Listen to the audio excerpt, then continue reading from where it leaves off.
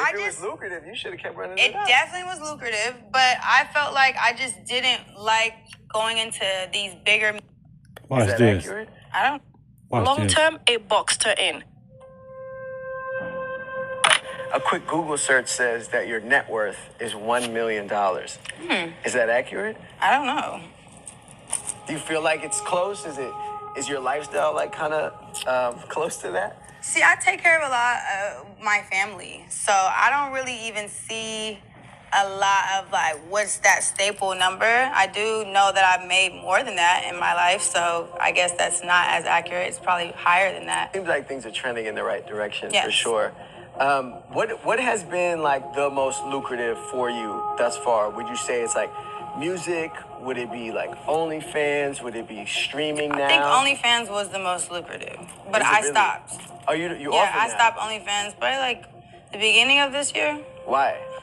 If it was lucrative, you should have kept running it. It definitely was lucrative, but I felt like I just didn't like going into these bigger meetings and like once they hear the words OnlyFans, they kind of just turn the cheek or like they have a certain perspective about you. In 2022-2023, after making $1 million, her OnlyFans content leaked to her family. Brother, nephews, extended relatives. She talked about it in interviews. They were bullied, people sent screenshots, memes, cruel messages. Her brother got teased at school, nephews got harassed. She said it broke her. The shame wasn't just hers, it was generational. So first scenario, you made $2 million from OnlyFans. That was something that I was intrigued by. Okay. And once I'm intrigued by something, I'm not gonna stop thinking about it. I'm not gonna leave it alone. I posted very racy, raunchy pictures on my Instagram before, like in my 20s and like early teens and shit. Like I was just popping it, you know what I'm saying? But then as time went by, I also was like exposed and exploited by somebody and my news was already out there on the internet. So my mindset with starting my OnlyFans at the time, and this was very immature of me, it was like, shit, they already seen it already. So shit, why not? Why not give them like, okay, now I don't post bikini pictures and I don't post pictures like that on my Instagram. Go to my OnlyFans. And then my OnlyFans, I've never opened like I've never had no crazy ass shit. It was very much pictures. You see my nipple a couple times, you see my ass a couple times. But it was very much like I regulated it the way I wanted to because I know people go crazy with whatever you put out there on the internet. Yeah. But at the time, it was just so much good money. I'm like, this is boom, boom. I'm loving it. Bikini pictures, like it wasn't even shit that was like had to be like all that whatever, and they was going up paying for it, like tipping all that shit. I was getting so much money monthly. I was like really just so happy. Was on a high. And then one day my mom calls me crying and she's like, my little brother got into a fight at school and don't tell him I told you, but like guys are like the kids are teasing him about like having your OnlyFans pictures and shit like that. Oh my gosh. That broke me. I don't even want to cry. That broke me because like that's my baby. Like I raised him and like the last thing I want him to feel like is like embarrassed of me, ashamed of what I'm doing, that really like that's to the core of me. I can't have that. All right. So I don't know where to start this. My head hurt. So it may be an unpopular opinion, but I think that women should do business with women only.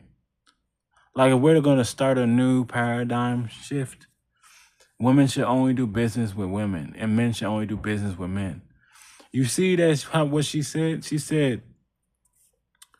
said, I tried to do business after I basically OnlyFans to business people that really, because people think getting money means I got a business. That doesn't mean you got a business. Drug dealers get money. Thieves get money. Prostitutes get money. Strippers get money. OnlyFans get money, but it's not a business. Real business people only take business stuff serious. So she said she went into the business meetings and they looked at her like a prostitute because she doing OnlyFans. That's not a real business. That means you have no other qualities other than your body. Once your body depletes, the only business is fucking on you. What are they gonna bend her over and throw her a bag? they're not going to see her as an individual. They're going to see her as a product or a piece of property, which is not wrong. But since she want to switch sides um, after she used her own body up and it became like irrelevant, basically, like she burned her own mileage. So now that she wants to switch it up, no one wants to take her serious, especially, in the community that we live in. Once you're kind of like sold to the wild, no one wants you no more. So, and especially in man world, no one's gonna take you serious if you've already given up your goods. Because like she said, she was seen as the pretty risky sister because they were young. Once she perverted herself, her I don't want to say finance, but her monetary value decreased drastically. And it's not like she was poor. They said she had a TV show on BET, so that means her family was getting at least some money. But as an individual, she wanted to boss up as an individual, be self-made individually, and look where it got her. We eventually, in the end, have to look at what makes us special. Because like she said in the previous video, I'm the blueprint. I want to be that girl forever and ever.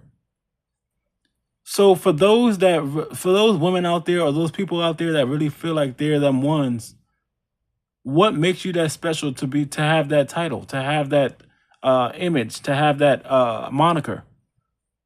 If you're the one, how do you ever go out of style? If you're the one, why do you only have one quality, which is your body? If you're the one and you're the blueprint, that means if you can be taken over that easily, that means you didn't do something that special. What makes you special is the question. What makes you rare? What makes you unique to a point where you can't be mimicked?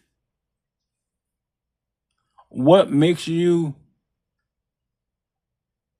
I don't want to say a dime in a dozen, or like what makes you a gem? What makes people want to window shop because they can't afford you? Like, what makes you that high on the bar? That's my question to many people on this planet. Most people on this planet are just regular, normal people. No one's really that special. But for those that are special, what makes you special is the question. And what's going to keep you in the realm of relevance is the other question.